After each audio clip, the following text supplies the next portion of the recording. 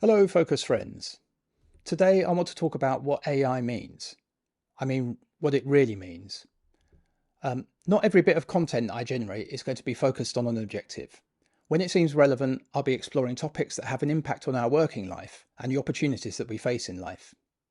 You'll have seen now that there's an overwhelming number of accounts presenting all the great things that we can do with AI. Personally, I'm beginning to find the repetition a little bit tedious now. For me, now we're beyond that initial wow factor.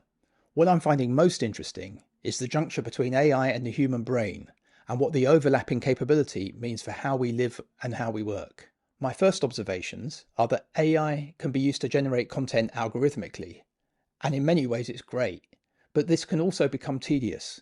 We've now seen the growth of an industrialized, automated video production kind of content on YouTube. I'm sure you know the ones that I'm talking about. The ones where there's a load of AI generated voiceover narration and a load of DMCA compliant content that will have been clipped and harvested off the internet for free. Almost invariably, the narrative is generated and auto-translated into multiple languages by the AI. In my opinion, this is an extension of the mindset used by telemarketers and spammers since the early noughties. In my view, the results are like those marginal products of yesteryear, where the success came more from the SEO optimization and tinkering around the thin margins at the edges, rather than any real inherent or substantial value.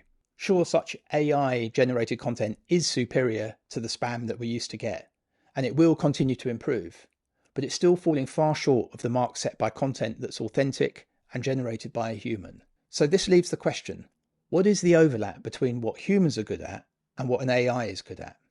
There's probably already over 1 million accounts focusing on how to use AI and the latest tools, but I'm more interested in gaining an understanding of what AI means.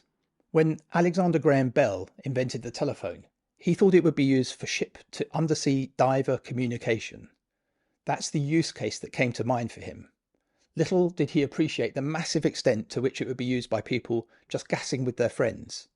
Such a use would probably have seemed incredibly frivolous, but in hindsight it's the very triviality and universality of talking with friends that's made the telephone such a massively significant invention. So here's one first realization that I'd like to present. In my opinion, it's a good idea to bear in mind that AI is thoughts. And what do I mean by that? Well, it indexes across what is already known, and it can synthesize across vast swathes of existing thinking. There's immense value in that, but also by definition, it means the content it provides is not then an authentic expression of who we are. Humans have, I think, an affinity for human biological production. AI-produced content, on the other hand, I think at a certain visceral level lacks a certain humanity. At least it does currently. Therefore, I'm going to seek to use it upstream in support of productivity and creation and not downstream. I want to feed it in as an upstream supplier that makes it a useful tool for providing lots of content ideas that I then form and shape myself, that I put into my own words. Using it downstream, I think, would be the opposite of that. It would disintermediate me from my audience, and I don't think that would be a good thing. Simple Focus provides a quick-to-use self-improvement checklist. See your progress at a glance.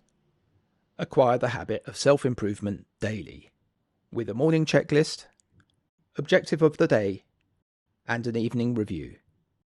View and prioritize objectives for the positive habits you'd like to form. Great video content appears daily in the magazine, and when you see something you like, add it to your objectives.